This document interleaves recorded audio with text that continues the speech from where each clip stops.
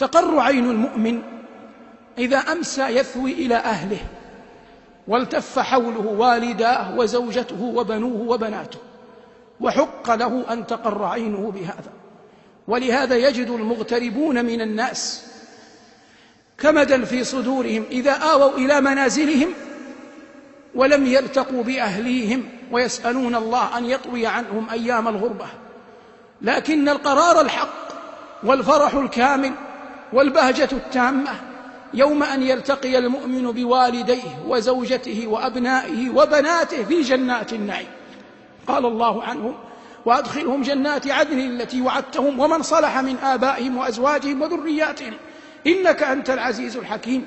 ولن يقدم أحدنا لوالديه أو لولده من بعده شيئا هو ذخرا أعظم لهم من العمل الصالح، فإن العبد إذا كان صالحا نفع الله بصلاحه والديه وذريته من بعده، ربما جعله الله جل وعلا ممن يشفعون في عرصات يوم القيامة. وهذا أمر مستقر شرعا له أدلته الظاهرة في الكتاب والسنة، وإنما نمر به هنا إلماما، نسأل الله جل وعلا أن يجعلنا وإياكم من أهل ذلك النعيم. قال الله جل وعلا في هذه السورة المباركة يحدث عن أهل النار وهي الخزي الأعظم والخسران الأكبر.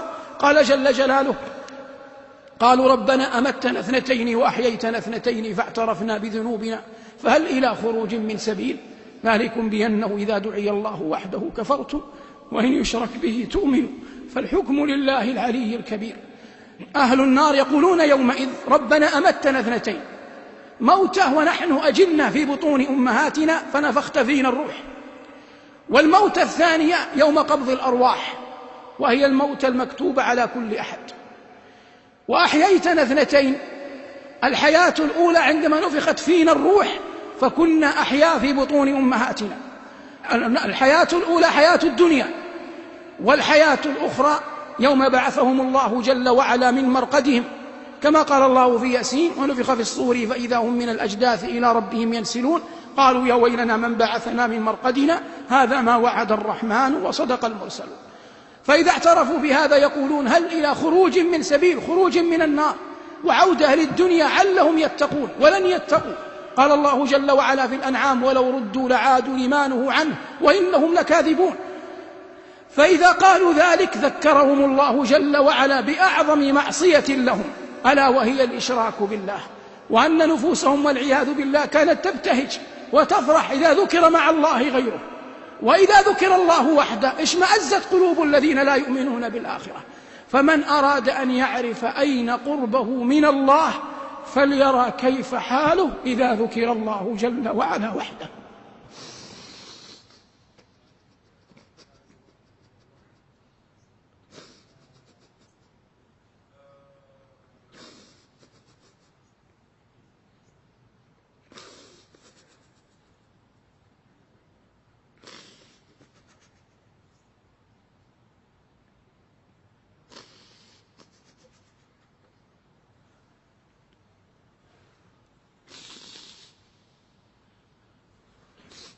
اللهم إننا نجأر إليك أن تعيذنا أن تقر أعيننا أو تطمئن قلوبنا إلى أحد غيرك.